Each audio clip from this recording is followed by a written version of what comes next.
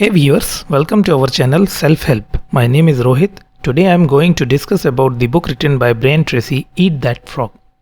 ये बुक हमें key to great success, happiness, satisfaction के बारे में बताती है। आज हमारे कैलेंडर में सब कुछ करने के लिए पर्याप्त समय नहीं है और कभी होगा भी नहीं। सक्सेसफुल लोग सब कुछ करने की कोशिश नहीं करते। वे सबसे इम्पोर्टेंट कामों पर फोकस करना सीखते हैं और ये मेक श्योर करते हैं कि उनके ये काम पूरे हों। ये बुक प्रोक्रास्टिनेशन को दूर करने के 21 सबसे इम्पोर्टेंट एंड इफ़ेक्टिव तरीकों के बारे में बताती है। ब्रायन ट्रेसी की ये बुक ईट दैट फ्रॉग में राइटर ने ये 3 वाक्यों में इस बुक को एक्सप्लेन किया है। ब्रायन ट्रेसी यहाँ आपका फ्रॉग यानी कि डेली टास्क आपका सबसे बड़ा और सबसे इम्पोर्टेंट काम है। ब्रायन ट्रेसी यहाँ कहते हैं यदि आपके पास 2 फ्रॉग हैं तो सबसे पहले अगलीस्ट या सबसे बदसूरत फ्रॉग को खाएं, और यदि आपको एक फ्रॉग खाना है, मतलब अगर आपके पास एक काम है तो उस काम को कभी ना टालें। इस बुक के 5 बड़े थॉट्स इस तरह से बताए हैं। अपने परफॉर्मेंस और प्रोडक्टिविटी के हाई लेवल तक पहुंचने की चाबी है हर सुबह अपने मेजर टास्क को सबसे पहले निपटाने की लाइफ लॉन्ग हैबिट डेवलप करना।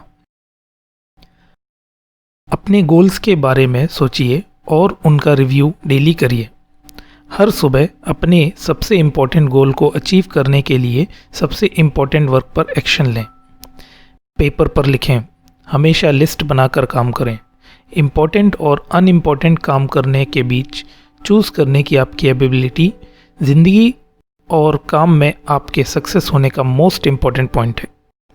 आपका फ्रॉग आपका सबसे बड़ा सबसे इम्पोर्टेंट वर्क है। यदि आप इस पर कोई एक्शन नहीं लेते हैं तो इसको टालने की सबसे अधिक संभावना बढ़ जाती है। ईट दैट फ्रॉग का पहला नियम यही है कि यदि आपको 2 मेढक खाने हैं तो सबसे पहले सबसे ज़्यादा अगलीस्ट यानी सबसे बदसूरत मेढक को खाएं, मतलब सबसे डिफ़िकल्ट काम को पहले करें। लगातार अपने आप को याद दिलाएं कि सबसे इम्पोर्टेंट डिसीजन जो आप डेली ले रहे हैं उनमें ये डिसीजन होना चाहिए कि कौन सा काम आप इमीडिएटली करोगे और कौन सा काम आप बाद में करोगे। ईट दैट फ्रॉग का दूसरा नियम ये है कि यदि आपको एक जिंदा मेढक खाना है तो बैठकर उसे लंबे समय तक घूरने से आपकी कोई मदद नहीं होगी। परफॉर्मेंस और प्रोडक्टिविटी के हाई लेवल में पहुंचने की चाबी है हर सुबह अपने मेजर टास्क को निपटाने की लाइफ लॉन्ग हैबिट डेवलप करना। अगला चैप्टर हम बता रहे हैं कि टेबल सेट करें, पेपर पर विचार करें। किसी ऐसे काम को बढ़िया तरीके से करने समय का सबसे खराब उपयोग है जिसे करने की ज़रूरत ही ना हो। हाँ दोस्तों, हम दिन में ऐसे कई काम पूरे फोकस और सीरियसनेस से करते हैं जो काम हमें अपनी ज़िंदगी में कभी अपने लक्ष्यों और सपनों को पूरा करने में आगे नहीं बढ़ाता। अपने गोल्स के बारे में सोचिए और उनका रिव्यू डेली करें। हर सुबह अपने सबसे इम्पोर्टेंट गोल को हासिल करने के लिए सबसे इम्पोर्टेंट वर्क पर एक्शन लें। कहना आसान है पर कोशिश करिए।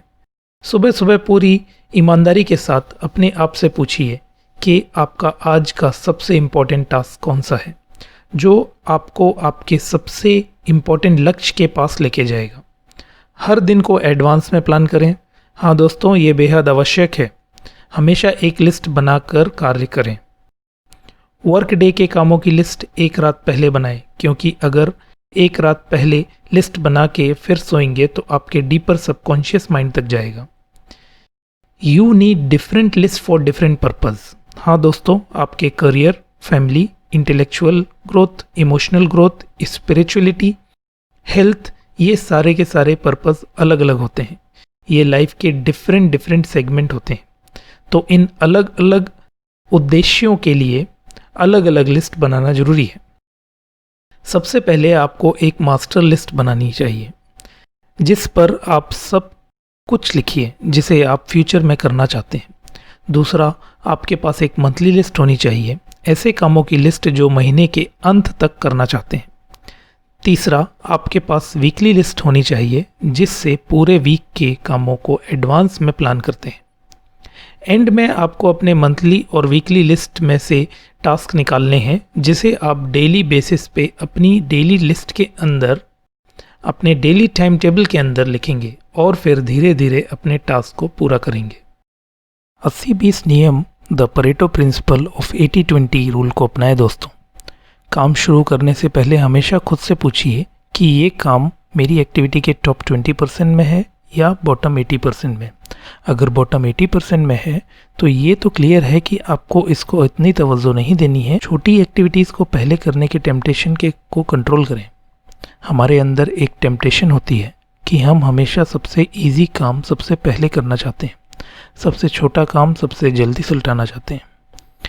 हम बार बार कह रहे हैं, फिर रिपीट करते हैं, इम्पोर्टेंट और अनइम्पोर्टेंट काम के बीच चूज़ करने की आपकी एबिलिटी जीवन और काम में आपकी सक्सेस का इम्पोर्टेंट डिटरमिनेंट फैक्टर है।